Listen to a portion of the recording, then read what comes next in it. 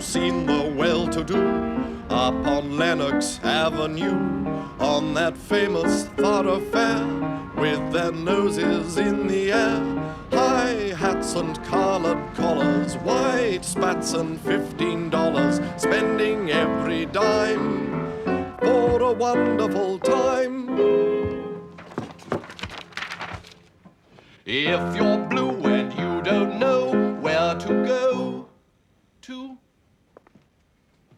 if you're blue and you don't know where if you're blue and you don't know where to go to. Oh dear. This Irving Berlin fella seems to have come with a bit of a cropper here, Jeeves. Sir? This new song of his, too many words, not enough notes. If you'll pardon me for saying so, sir, it seems to be a reasonably straightforward syncopated 5/4 time signature. If you were to accent the words if, where, and fashion, I think you'll find that the correct rhythmic pattern would emerge. If, where, and fashion. Right. If you're blue and you don't know where to go to, why don't you go where fashion sits? Putting on the Ritz. Well, he more or less gets away with it, Jeeves. What about this? Spangled gowns upon a beauty of hand-me-downs, on clown and cutie, all misfits. Putting on the Ritz. Well, just as well for him he chose the Ritz, Jeeves. Imagine the trouble he'd have got into if he decided to write about putting on the Regency. I mean, where do you suppose he'd find a rhyme for Regency, Jeeves? With due expediency, sir? With due expediency. Putting on the Regency doesn't really work, does it, Jeeves? Very true, sir. I wonder if I might have a word, sir. What? All right, Jeeves, what is it? I received a letter from my Uncle Charlie this morning, sir. He's considering marriage and would like to know if I'm likely to be in England for the ceremony in September. Most unlikely, Jeeves. I have no intention of returning to Blighty in the foreseeable future, if at all, Jeeves. I mean, think of the advantages of this wonderful country, Jeeves. Very good, sir. Aunt Agatha doesn't live here. Roderick Spode doesn't live here. Madeline Bassett doesn't live here. Honoria Glossop doesn't live here. I mean, the list is endless. As you say, sir. Send your Uncle Charlie your felicitations and the customary fish slice, Jeeves. Very good, sir. In fact, send him one from me while you're at it. Thank you, sir. And will you be in to luncheon, sir? No, Jeeves. As soon as I've mastered this, I'm going to look at the Pumpkin Club. Very good, sir.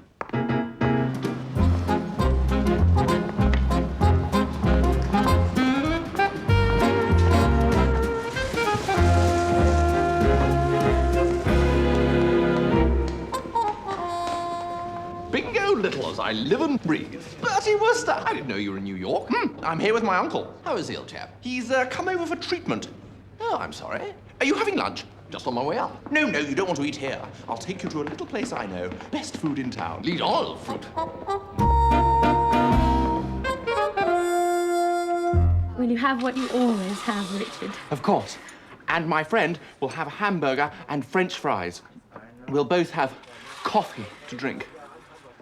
1 cheese omelette with fries, 1 hamburger with fries, and 2 coffees. Strange that. English girl working here. What do you think, Bertie? Oh, bingo, you're not in love again. Well, of course I am. Wouldn't you be? No, I blasted well wouldn't. Don't you take a day off once in a while? Tell me about your uncle. What about him? You said he was ill. Oh, not really. He's in the Glossop Clinic. That's not my old chum, Sir Roderick Glossop, is it? The loony doctor? That's the chap. Only Uncle Mortimer's not loony. He just eats too much. His doctor told him he'd got to lose some weight and shoved him off to see this Glossop chap. When Glossop moved over here, Uncle Morty came with him. How long has he been in the clinic? In all, just over a year. Crikey, he must have lost a lot of weight. Not an ounce. Isn't she adorable, Bertie?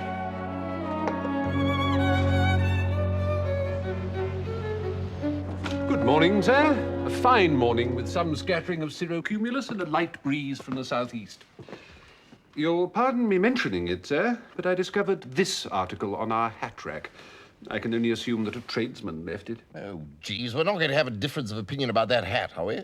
I'm not yet in a position to say, sir.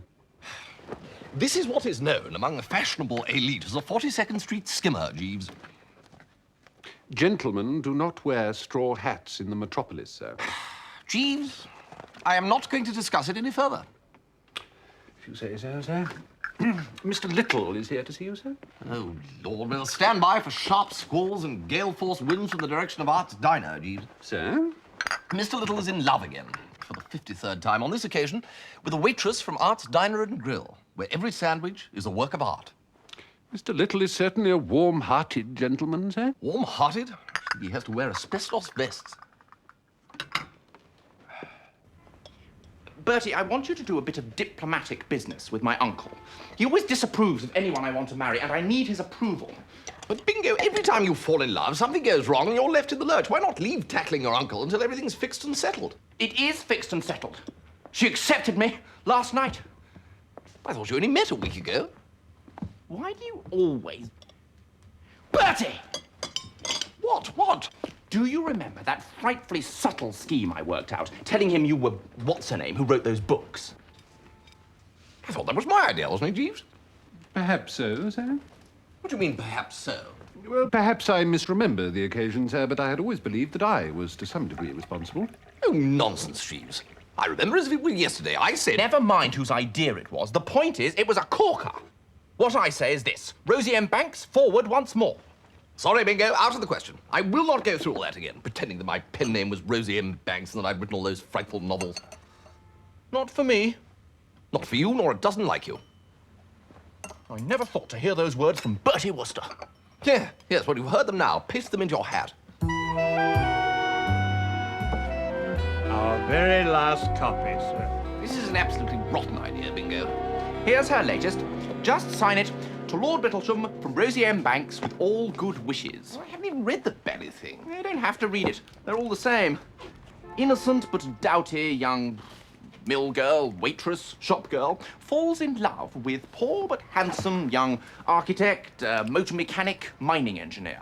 Innocent but doughty, etc., is blackmailed into compromising situation by even more handsome but dastardly mill owner's son. She's rescued by poor but handsome, who then finds out that he's the rightful heir to the Duke of Dorset, and they live happily ever after.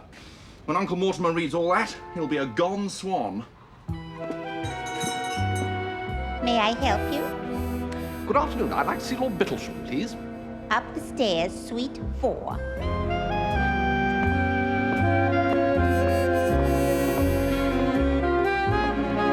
The intake must be constant and ensure you have a sweet course with each meal. At least 3 helpings at each sitting are essential. Yes?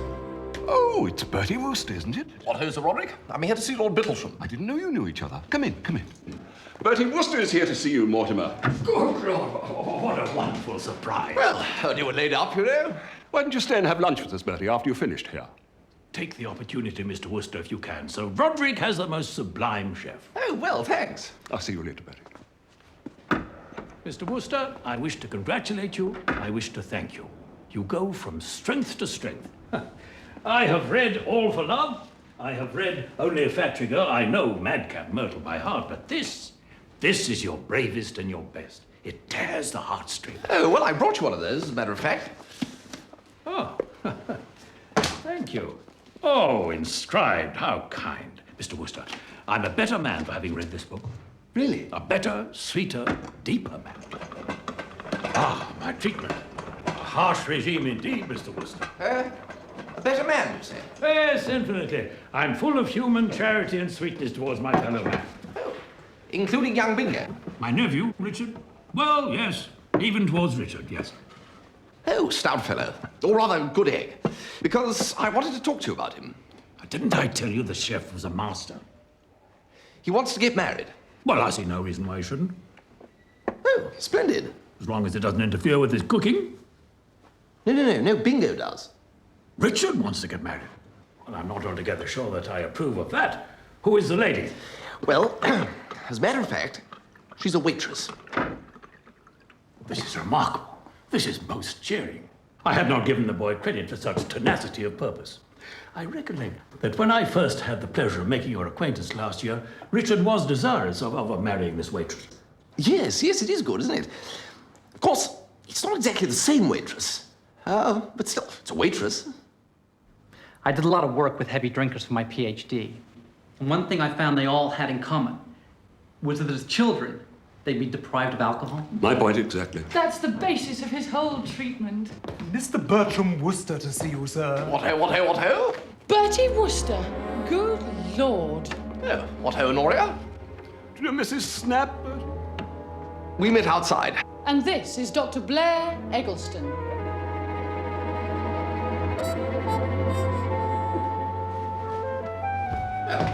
How do you do? Bertie and I were engaged once, weren't we, Bertie? Well... Bertie's an absolute fool. Just let me slip through his fingers. Silly me. You ought to see something of each other again. Bertie can show you around New York. Oh, yes, I say. That would be super. Well... And how did you find Lord Bittlesham, Bertie? Well, to tell you the absolute truth, Sir Roderick, I couldn't quite work it out. I mean, I thought he was here to lose weight. But there he was, hoovering in the scoff like a team of dray horses after a hard day delivering beer. I mean, of course, I know nothing of medical matters. No, of course not. The Glossop method is based on the patient being given an excess of whatever it is he most desires, as it may be alcohol, or the companionship of the opposite sex, or as in Lord Bittlesham's case, food. The patient will eventually revolt at the sheer immoderation of it and voluntarily deny himself. Yeah, sort of get it out of his system. Precisely. Is it successful? It's theoretically impeccable, Bertie, and extremely popular. Yes, I should think it would be. The medical profession in England are a cartel of backward-looking dinosaurs. You mustn't upset yourself, Daddy. No, quite. Shall we go to lunch? I haven't got time for lunch, Roderick. You know that. Oh, surely you can. No. I've got the linen to check. We can't trust these girls to do it. I'll tell you something about Roderick Glossop, Jeeves. He has something on his mind.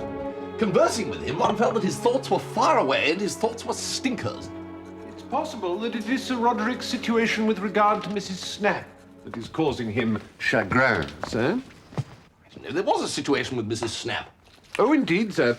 Ever since Lady Glossop eloped with the conductor who befriended her on the 73 omnibus, Sir Roderick has keenly missed the comforts of connubiality and has been eager to remarry. He wants to marry Myrtle Snap.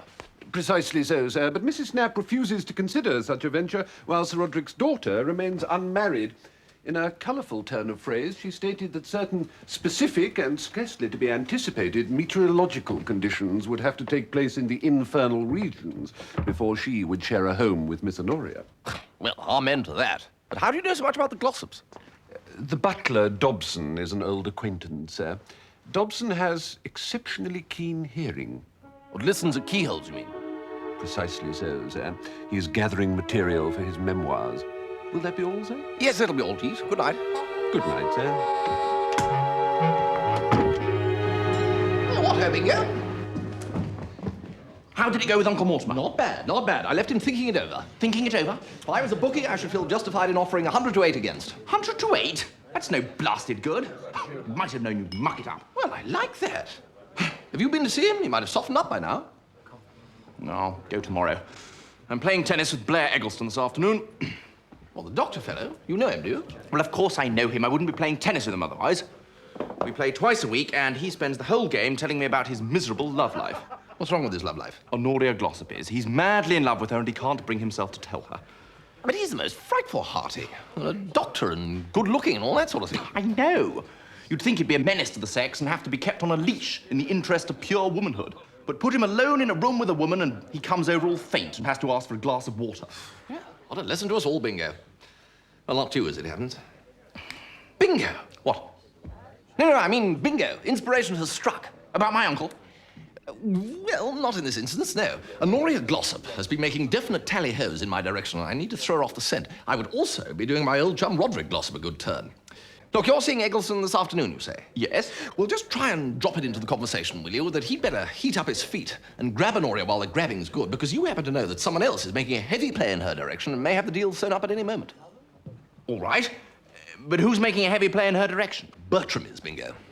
Jeeves always thinks he's so dashed clever about these affairs of the heart.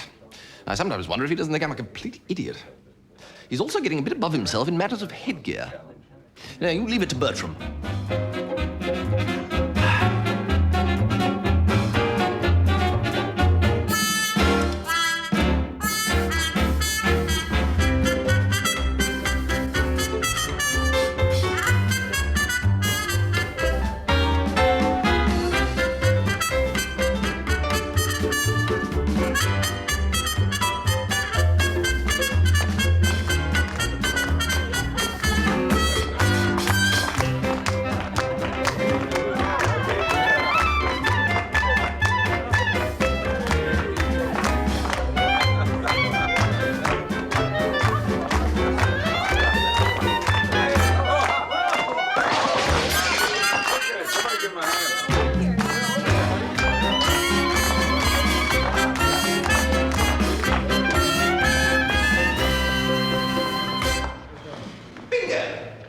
see that Eggleston fellow lately? Yesterday afternoon. He's consumed with jealousy, Bertie. Good, good. I kept telling him what fun you and Honoria were having going about together. If he wasn't grinding his teeth, then I don't know a ground tooth when I hear one. People on the next court were complaining about the noise. Excellent. By the way, Bingo, not a word to Jeeves if you bump into him. You know how he likes to think that he's the only one who can sort out these little human emotional difficulties? I want to present him with a fait accompli. Uncle Bertram knows what he's doing. Pip, pip.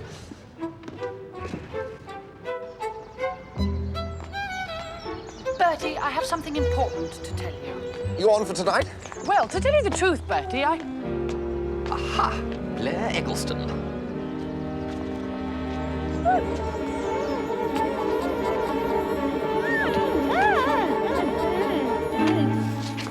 Bertie! Toodle pip, Honoria.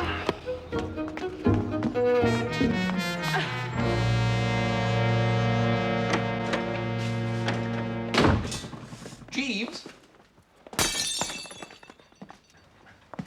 Good afternoon, sir. It is, Jeeves. It certainly is. Yes, let me entertain you a while with a story of a coup in the field of human relations, such as... No, answer that, will you, Jeeves? I'm not at home to anybody. Very good, sir. Mr. Worcester's residence? No, Miss Glossop. I really couldn't say, Miss Glossop. No, miss. Very good, miss. Indeed, miss. Well, congratulations, Miss Glossop. I hope you will be very happy. Goodbye. Miss Glossop, Jeeves? Indeed it was, sir. A most mysterious telephone call. Tell me what she said, Jeeves, then I shall reveal all. She asked me to tell you, sir, that Dr. Eggleston proposed to her last evening. Last evening? And that she had accepted his proposal, but before she could tell you so, something, and she did not specify what it was, but said that you would know, sir, happened, and that Dr. Eggleston witnessed this occurrence and subsequently broke the engagement. Oh, no! However, she asked me to inform you, sir, that she will now marry you. What?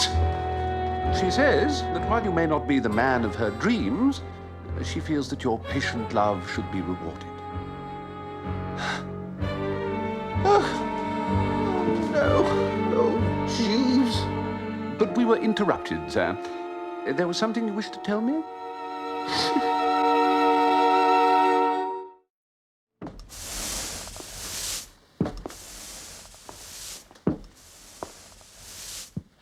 Could I do something for you, sir?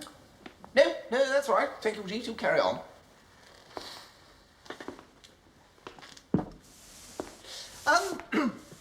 A problem has arisen in the life of a friend of mine, Jeeves, who shall be nameless, and I want, or rather, he wants, your advice. Certainly, sir. Well, now, I must begin by saying that this is one of those delicate problems where not only must my friend be nameless, but all the other personnel as well. Would you prefer it if we were to term the protagonists A and B, sir? Yes, or North and South. A and B is more customary, sir? Yeah, well, you know best, Jeeves. Very well. Now then, A is male and B female. You follow me so far? You have been lucidity itself, sir. Right. Well, owing to a, what's that something of circumstances you hear people talking about? Cats come into it, if I remember rightly. Would concatenation be the word for which you are groping, sir? That's it. Owing to a concatenation of circumstances, B has got it into her nut that A is in love with her, but he isn't. Now then, until recently, B was engaged to... Should we call him C, sir? Yes, well, Caesar is as good a name as any, I suppose. Yes, well, as I was saying, until recently, B was engaged to Caesar, and A hadn't got a care in the world. But now there's been a rift within the lute, the fixture's been scratched, and B is talking freely about teaming up with A. Now, what I want you to bend your brain around, Jeeves, is the problem of how Caesar can oil out of it. I think, sir, that you mean A. Do I? Wait a minute. Oh, yes, that's right. Yes, how A can oil out of it. Now, I don't want you thinking that this is simple, Jeeves. You see, A is what is known as a preux chevalier, and this hampers him. I mean, if B comes to him and says, A, I am yours, he can't simply reply, oh, that's what you think. No, he has his code, you see, and his code rules that he must accept the situation. Although, frankly, Jeeves, he'd rather be dead in a ditch. Well, there you are. All the facts are before you. Anything stirring? Yes, sir. Well, good heavens, Jeeves. That certainly is the deluxe express service. Thank you, sir. Obviously, sir, B's matrimonial plans would be rendered null and void if A were to inform her that his affections were engaged elsewhere. But they aren't. It would only be necessary, sir, merely to convey the impression that that were the case. I see what you mean. Yes, if I'm... Or rather, if A were to produce a female and have her assert that she was betrothed to me, or well, I should say betrothed to him, then the peril would be averted. Precisely, sir. Yes. You get down to the track. Bingo, old can of fruit. What ho, Bertie? I have a boon to crave. A what? That girl in the diner, you've got to know her a bit, have you? I mean, you're friends. Well, as a matter of fact. Only I need to borrow her for an hour or two. Steady on. No, it's all strictly above board, Bingo, I assure you. I need her to pretend that she's engaged to me. No, no, no, no, no. Oh, come on, Bingo, I'm in a desperate situation. So is she. We got married yesterday. Sunny side up. Two sunny side.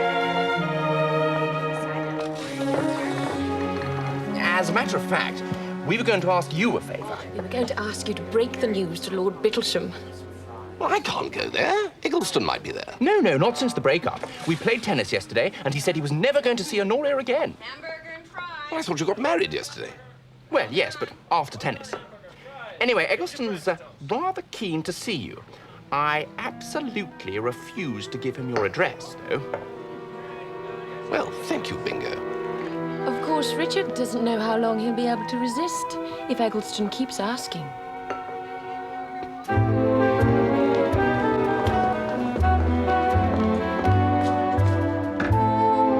Ah, Mr. Wooster, there you are. Now tell me, what can I do for you? Well, the fact is that I'm here more or less in the capacity of a jolly old ambassador at the moment, representing young Bingo, you know. Bingo? Oh, I had hoped for a literary conversation. The way I see it, young Bingo's predicament, that is that it's dashed difficult to prevail against a pure and all-consuming love. Yes, we discussed all that at our last meeting, Mr. Wooster. But there have been developments since. The fact of the matter is that yesterday afternoon, young Bingo went and jumped off the dock. Good heavens, why? Where? Which dock? No, I mean he got married. Married? Hitched, absolutely. I hope you're not ratty about it, what? Young blood and so on, two loving hearts and all that. I'm greatly disturbed by your news, Mr. Wooster. I have been defiled. Yes, defiled. Yes, but who are you to pit yourself against the decrees of fate? This love of theirs was fated since time began. Mr. Wooster, you are as sagacious in life as you are in your books. Well, you know how it is. Well, Mr. Wooster, you have won me over. Bring the young people to see me. Who am I, as you say, to pit myself against the decrees of fate? Well, quite. Bertie, this is good news. Absolutely. Bingo's going to be thoroughly chuffed. Bingo. I was referring to your engagement to Honoria. Oh, rather. Might even make it a double wedding. Mrs. Snap has consented to be my wife. Well, congratulations and all that. Hello, boys! Having a good time? Dear boys, some of our drinkers, you know, showing great progress. Here's Honoria now. What ho, Bertie? What, Honoria? Just been to the dressmaker. A wedding dress party. Oh, right. Well, isn't that good? Lot of dashed nonsense, really. Still, got to get down to brass tacks about this, Bertie. Decide on a date. I'll come round for tea this afternoon and we'll get it settled. It was ghastly, Jeeves. Sent a shiver down my spine. She'd been buying a wedding dress. Very disturbing, sir. And it was the way she said it, just cold-bloodedly. Ladies are often almost willfully unaware of our rather more sensitive nature in these matters, sir. Well, exactly. I mean, there might have been children present. It seems unlikely, sir. Or people of a nervous disposition. And it wasn't just the dress, Jeeves. There was also wild talk about setting a date. You know how people say that your past life flashes in front of your eyes? Yes, sir. Well, it's absolutely true. It happens. Yes, I found myself remembering the drones outing to Henley when Barmy got his foot caught in that cake stand. At the time when Tuffy Glossop ran out of money in the bar of the Ritz and had to raffle his trousers in order to buy another bottle of Bollinger. Happy days indeed, sir. A thought has occurred to me, sir, in reference to your need to find a young lady to pose as your fiancée. Yes, Jeeves? A theatrical agent, sir, might well be in a position to find a resting artiste who will be only too willing to take part in such an innocent deception for a moderate fee. Jeeves, that is brilliant. Why didn't I think of that? I couldn't say, sir.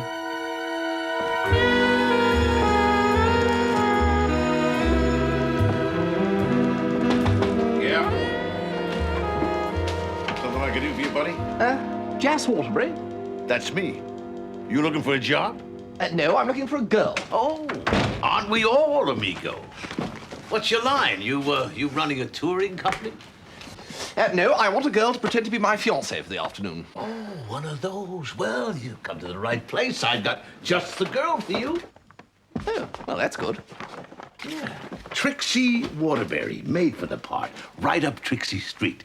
She'll cover you with burning kisses, if that's what you want. Well, I hadn't thought of that. Lucky you came to me, then, isn't it? How much does the part pay? Well, I thought about $20. Think again, friend.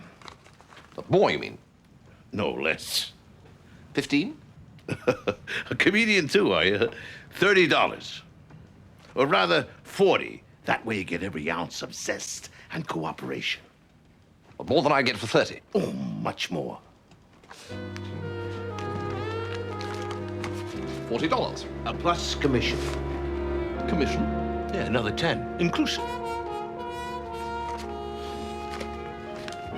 It's strange that, isn't it? Her having the same name as you. What's strange? She's my niece.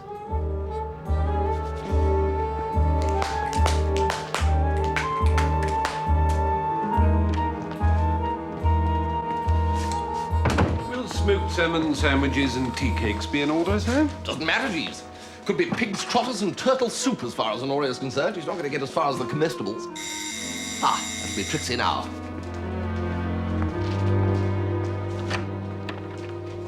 Afternoon, Worcester. Well, here she is. This is Trixie. Pleased to meet you, I'm sure. You can call him Birdie. Wouldn't Sweetie Pie be better? You're right. You hear that, Worcester? When you buy a Waterbury, you buy talent. Will that be all for now, sir? Yes. No. Well, yes, I suppose so, Jeeves. That's your butler, is it? Well, no, valet. Oh, you hear that, Trixie? Valet? Oh, nice little place you got here, buddy. I bet this cost a bundle to keep up. When are you expecting a lady friend? Well, any minute now. Then we better be dressing the stage. Discover. You, Worcester, sitting in that chair. We sure In the chair there, sit. Discover. You, Trixie, sitting on his lap. What? We're all working for the good of the show here. You want the scene to carry conviction? Well, then you need a sight gag. Oh, this is nice. This is it. Curtain going up. Passionate embrace, Trixie. Good luck, folks. I love you, Sweetie Pie. Do you love me, Sweetie Pie?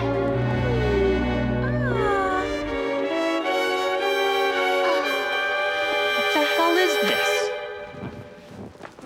What are you doing here? More to the point, what do you think you're doing?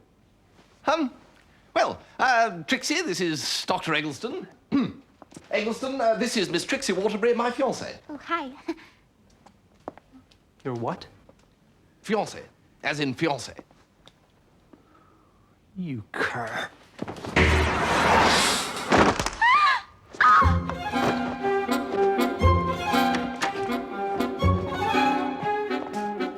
Did you call, sir? Cut yourself shaving, Bertie. Very funny. Now, I'm still relying on you, Bertie, to speak to him about the allowance. Why can't you do it? You know he respects you. Doesn't respect me at all. Oh, well, here goes. Come in. What ho, Uncle Mortimer? Richard, my boy. This is my wife. Uncle Mortimer, Rosemary. Rosemary, Uncle Mortimer. How do you do, Lord Bittlesham? What a charming girl, charming. Good afternoon, Miss Wooster. What, oh, what? You all right? Cut myself shaving. Richard has told me so little about you. Rosemary. Rosemary, I look forward to the time we'll spend together while we get to know each other. I look forward to that too. Whew. Have you read this, Lord Bittlesham? Oh, yes, 3 times already. Are you also an admirer of Rosie M. Banks? I am Rosie M. Banks. Hardly, old girl. Rosie M. Banks is my nom de plume. It's Rosemary's little joke, Uncle. Her maiden name was Rosemary Bancroft. And the name I use for my novels is Rosie M. Banks. I should be very careful what you say, young lady. The real Rosie M. Banks is in this room. Well, I know she is. It's quite all right, Lord Bittlesham. Indeed, that book is inscribed by her, him. Him? Who wrote this? She did, he did. Whoever wrote it had no right to do so. Come on, Rosie. Joke over. This is no joke, Richard. If someone's been forging my name... But you're a waitress.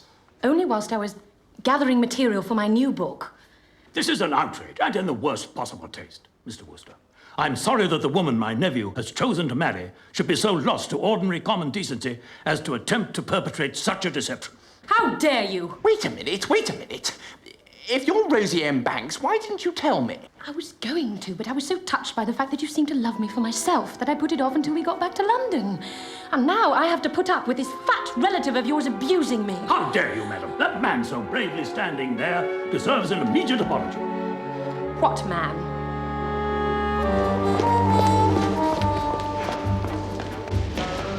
This is all most interesting, Mr. Dobson. I thought you might find it so, Mr. Jeeves. Jeeves, a swift retirement to prepared positions is in order. I shall follow a few steps behind, if that is acceptable, sir. I should not like to be seen in association with that hat. Jeeves.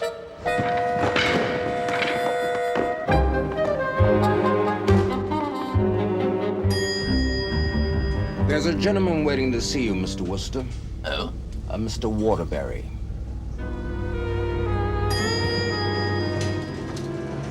Bertie!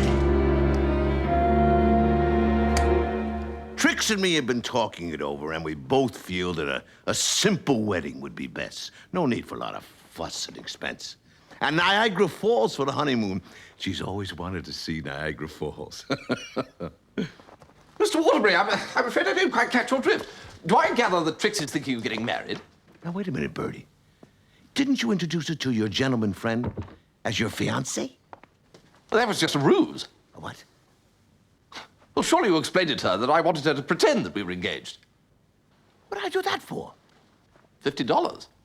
I don't remember any $50. All I remember is the love light in your eyes when you first saw her. I remember it as if it was only yesterday. Her snuggled up there in your lap, pouring forth words of love.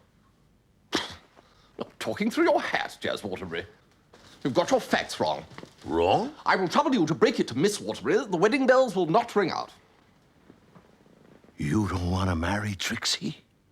I wouldn't marry her with a 10-foot pole. Oh, God. This is really terrible. What am I going to say to that poor girl? You want to break the engagement after you've announced it in front of witnesses and all? Oh, the shame of it. But there wasn't any blasted engagement. Oh, I really hate these breach of promise cases. Hate them as if mere money could ever make life anything but a dreary desert for her after losing you. But $15,000 may help. Now, look here, Mr. Waterbury. Or maybe 20 would be fairer. There's a despair and desolation to be taken into account. Despair and poppycock. You're a hard man, Bertie. I'll come and see you tomorrow and get your decision. And if you still don't feel like writing that check, I'll ask a pal of mine to do what he can to persuade you. He's an all-in wrestler by the name of Porky Chop. Well, he's retired now because he broke a fella's spine, but he's still in great shape. Oh, you should see him crack Brazil nuts with his fingers. Oh, he'll do anything for me. Good night, Mr. Worcester. Good night.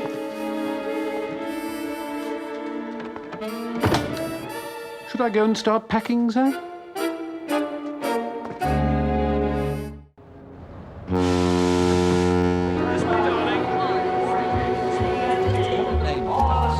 Mr. and Mrs. Peter Bradley. Anyone in pursuit, Jeeves? Not as far as I can see, sir.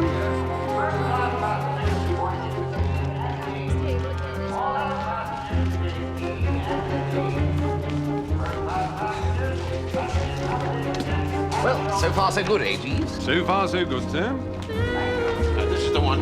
It's ever so rocky. Rocky. You know, up and down. Jeez, Trixie, we ain't even moving yet. Oh. Oh, Blair, we can start a new life away from Worcester, back in England with Daddy. But I thought your father had already been run out of England. Certainly not. There were some old stick-in-the-muds at the BMA who doubted the Glossop method, but there was never any official complaint. This won't make any difference to us, will it, Honoria? Of course not, you silly goose. Well, well, well. Here we are again, Jeeves. Going home. Yes, indeed, sir. What was it the fella said about home, Jeeves? If you are alluding to the American poet John Howard Payne, sir, he compared it to its advantage with pleasures and palaces. He called it sweet and said there was no place like it.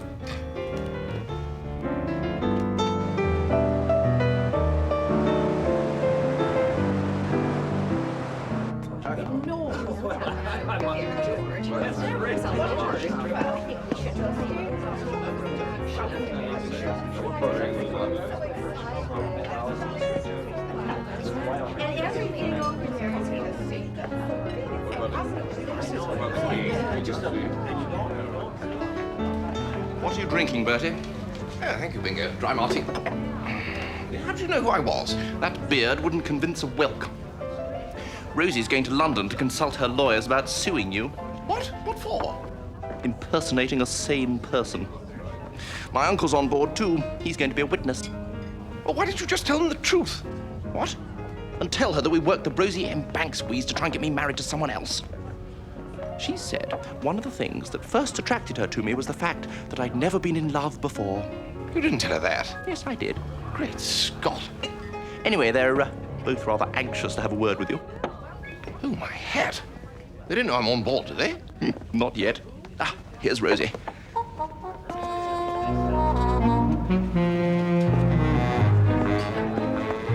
Rosie. Who's that strange man with beard? Oh, I don't know. Some foreigner. He had a very funny walk.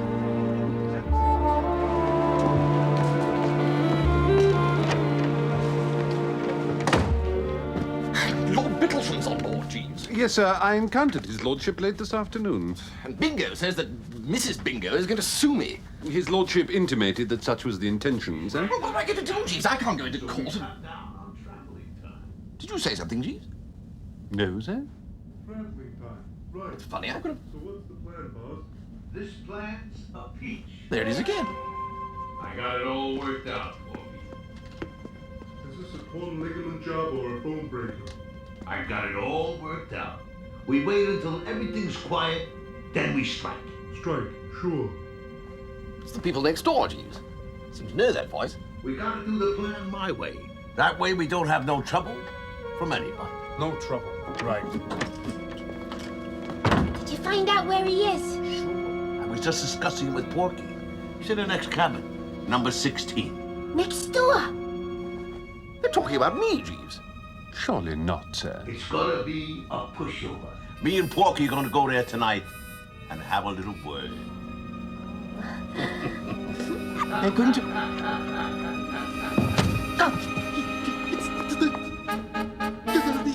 Porky just loves his Drink this, sir. And he'd do anything for me. It's Waterbury.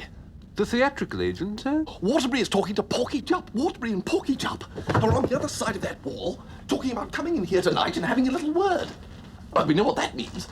As far as I can gather from Waterbury, the only three words that Porky Jupp knows are biff, bash, and bludgeon. Well, I'm off. Where to, sir? If you think I'm going to stay here and have my skull cracked like a Brazil nut, you're very much mistaken. I'm going to sleep in a lifeboat.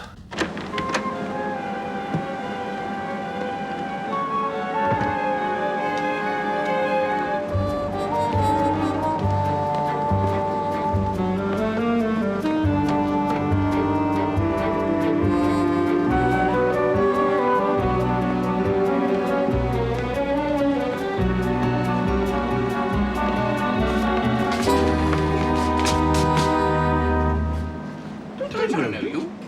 Bertie, Glossop, what are you doing here? She's after me, Bertie. I just found out she's on board. Who is? Myrtle is. Myrtle Snap. I thought you were going to marry her. Come with me to my cabin, Bertie, and I'll explain.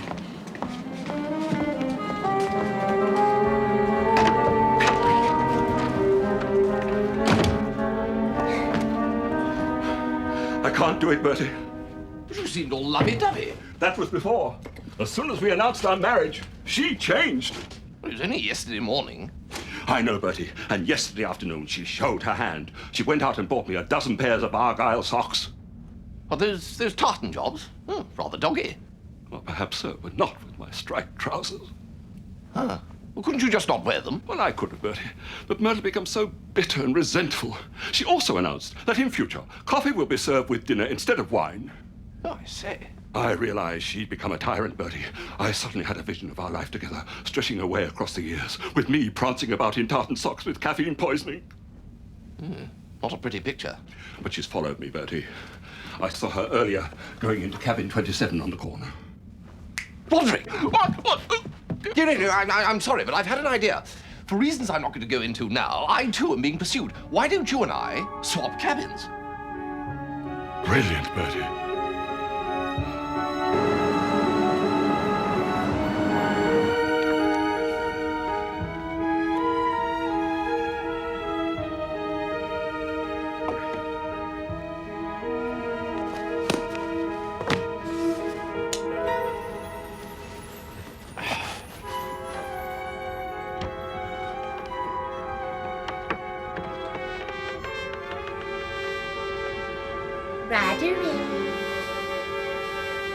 Hello?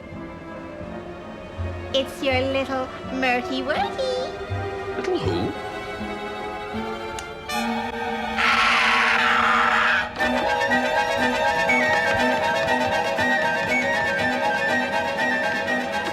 I think you'll find that you have all you require for the morning, sir. Yes, thank you, Jeeves. I'll bid you good night then, sir. Good night. Good night, sir.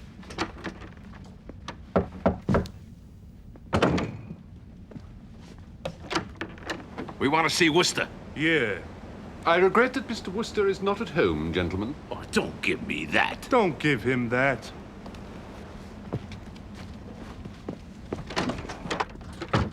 Who are you? Well, who the hell are you? Where's Worcester?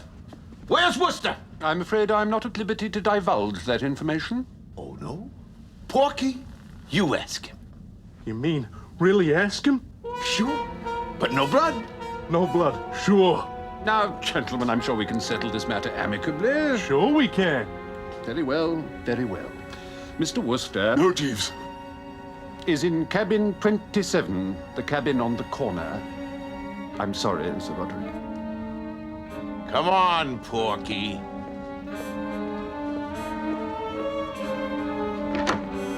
Desperate measures seem to be called for, sir.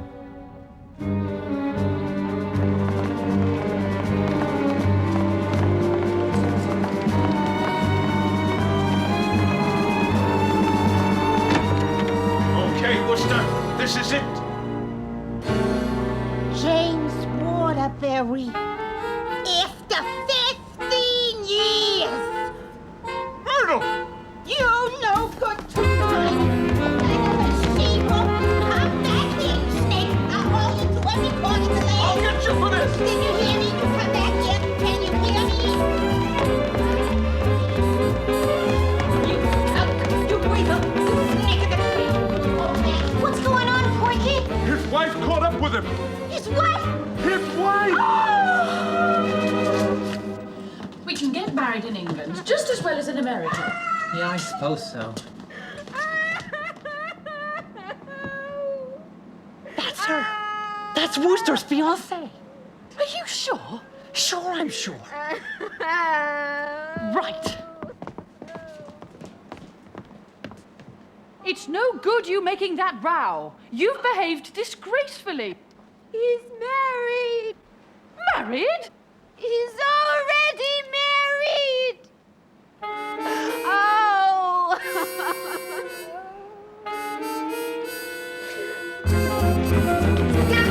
You won't get away from me again, Waterbury. You won't get away from me, Waterbury. pressures of marriage, eh, Jeeves? Quite so, sir. But how did you find out that he was still married to Myrtle Snap? From Mr. Dobson, the butler, sir. She had been searching for him for some considerable time since he ran off with Trixie. She was actually going to make me commit bigamy. And wear Argyle socks. Ah, Jeeves. Worcester! Ah, yes, Lord Middleton. I wanted a word, as a matter of fact. And I want much more than just a word with you, sir. There he is! I want a word with you.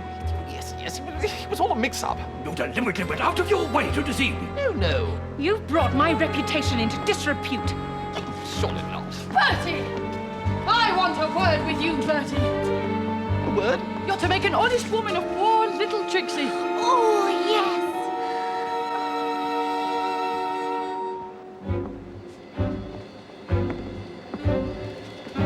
Jeeves, do you have anything to suggest? Just one thing, sir.